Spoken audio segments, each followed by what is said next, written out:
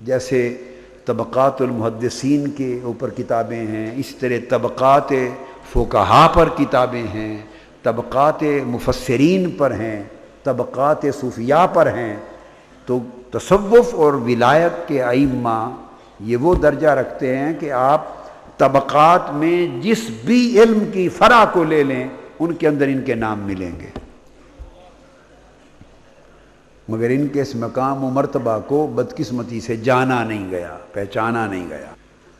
اور ان کی اپنی حدیث کی متصل اپنی سند ہے آقا علیہ الصلوۃ والسلام تک، حضرت سری سقطی کی، جیسے امام بخاری کی، امام مسلم کی، امام ترمذی کی، امام ابو داؤد کی، اندازہ کر لیں۔ یعنی یہ روایت کرتے ہیں، اب حدیث میں حضرت سری السقطی روایت کرتے ہیں حضرت امام محمد بن معن الغفاری سے، جو کتب حدیث میں امام ابو یونس المدنی کے نام سے معروف۔ امام ابو یونس محمد بن معن بن محمد الغفاری، وہ شیخ ہیں ان کے، وہ بھی شیخ ہیں ان کے حدیث میں، یہ ان سے روایت کرتے ہیں۔ وہ روایت کرتے ہیں امام خالد بن سعید سے، التمیمی المدنی، خالد بن سعید ابو مریم التمیمی المدنی، اور ان کے احوال امام عسقلانی کی پڑھی ہے تہذیب و تہذیب میں، اور خلاصۃ و تذہیب الکمال میں ہے۔ اور وہ روایت کرتے ہیں ابو زینب سے، امام ابو زینب مولا حازم بن حرملہ الغفاری الحجازی، ان سے روایت کرتے ہیں۔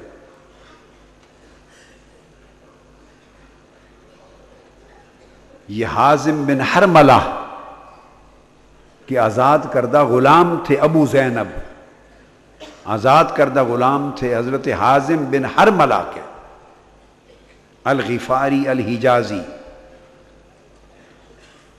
اور وہ روایت کرتے ہیں پھر حازم بن حرملہ الغفاری سے، اور حازم بن حرملہ بن مسعود الغفاری صحابی ہیں۔ اتنی چھوٹی سی سند ہے ان کی۔ وہ حضرت سری سقطی اور حضرت حازم بن حرملہ الغفاری جو صحابی رسول ہیں، ان کے درمیان صرف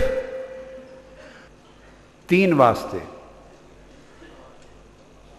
حضور کے صحابی حضرت حازم بن حرملہ الغفاری اور حضرت سری سقطی کے درمیان کتنے؟ 3 واسطے ہیں۔ اور ان کی حدیث صحابی کا نام شامل کر لیں تو آقا علیہ السلام تک رباعیات میں سے، درمیان میں 3 واسطے ہیں صحابی تک۔ یہ مقام ہے ان کا اسناد حدیث میں۔ میں نے ایک کتاب مرتب کی ہے، وہ انشاءاللہ اگلے سال چھاپیں گے، کیونکہ خود اس سال چھپنے والی کتابیں 18-20 ہو گئیں، ربیع الاول میں بھی آنی ہیں، جو کل اکابر اولیاء اور ائمہ تصوف گزرے ہیں، تمام سلاسل اور طرق کے تمام کے، ان کی متصل اور مرفوع اسانید کو جمع کر کے ان سے مروی احادیث متصلہ، احادیث اور مرویات کو بھی جمع کیا ہے۔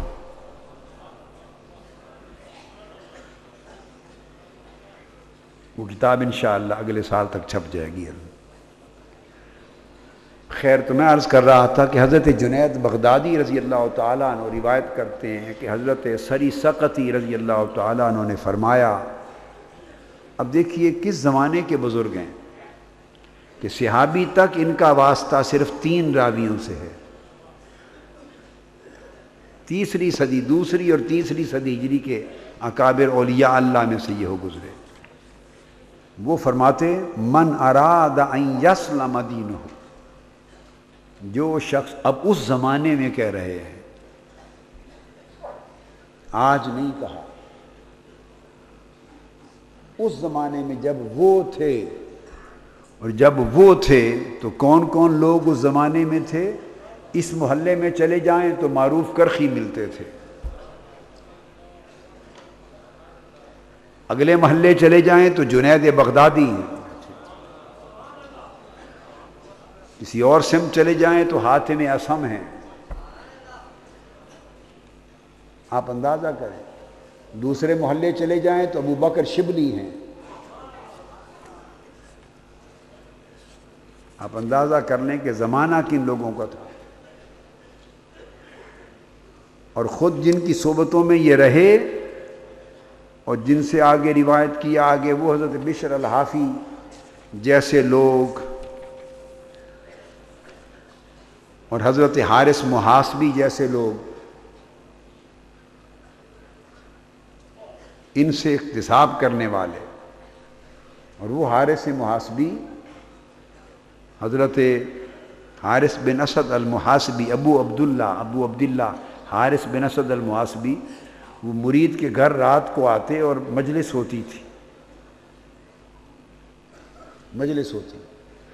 امام احمد بن حنبل نے اس صاحب بیت کو، گھر والے کو کہا کہ میں چھپ کے ان کی زیارت بھی کرنا چاہتا ہوں اور ساری رات ان کی مجلس کا حال دیکھنا چاہتا ہوں.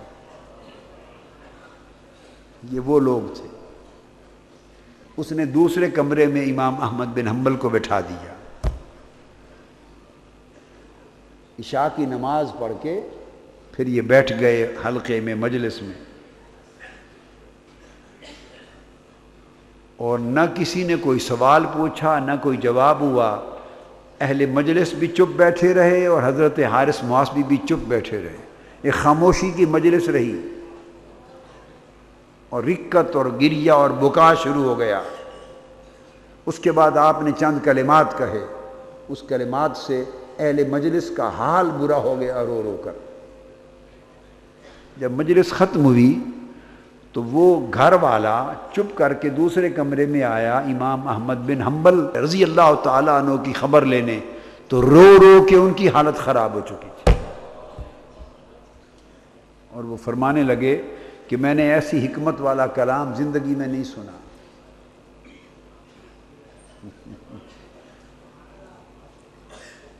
وہ جو امت کے امام تھے تو یہ کیسے امام ہوں گے؟ یہ اولیاء اور صوفیاء، ان کی امامت کا کوئی تصور کر سکتا ہے؟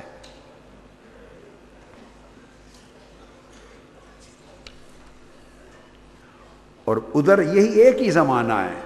تھوڑا ساتھ اگلے ملک چلے جائیں تو شقیق بلخی بیٹھے ہیں.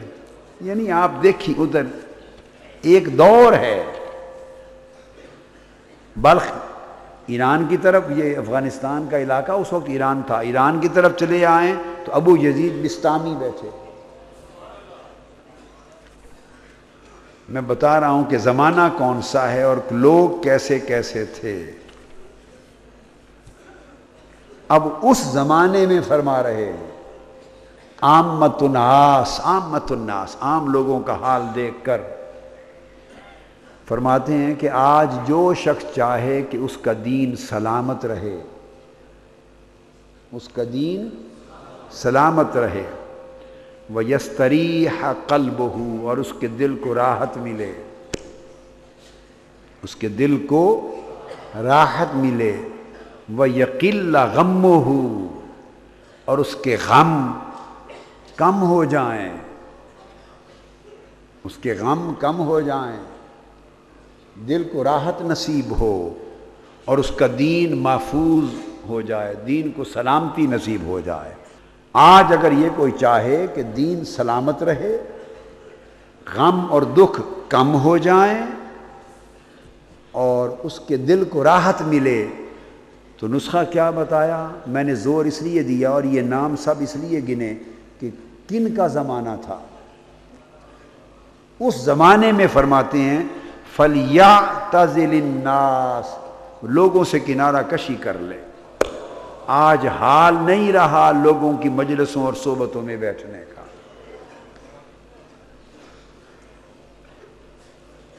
جتنی زیادہ لوگوں کے ساتھ مجلس و صحبت ہوگی اتنا حال باطن کا خراب ہوگا. یہ تو بات ہے اس وقت کی. اور آج کیا حال ہوگا؟ آج تو احساس ہی نہیں رہے. اور پھر فرمایا لِأَنَّ هَذَا زَمَانُ عُزْلَةٍ وَوِحْدَةٍ، اس لیے کہ یہ جو زمانہ آ گیا ہے، اس زمانے میں یہ زمانہ عزلت، تنہائی کا اور علیحدگی کا یکسوئی کا زمانہ ہے، خلوت میں رہ کر دین سلامت رہ جائے گا۔ تو پھر جب اور سوال رہ گیا کہ مجلس کریں، صحبت کریں، مجلس کریں، وہ بھی تو ضروری ہے، زندگی کا حصہ ہے، وہ کن سے کریں؟ تو کہیں کہ وہ جب مجلس کریں تو اخیار سے کریں، ابرار سے کریں، صالحین سے کریں، ان سے کریں جن کو دیکھو تو اللہ یاد آئے،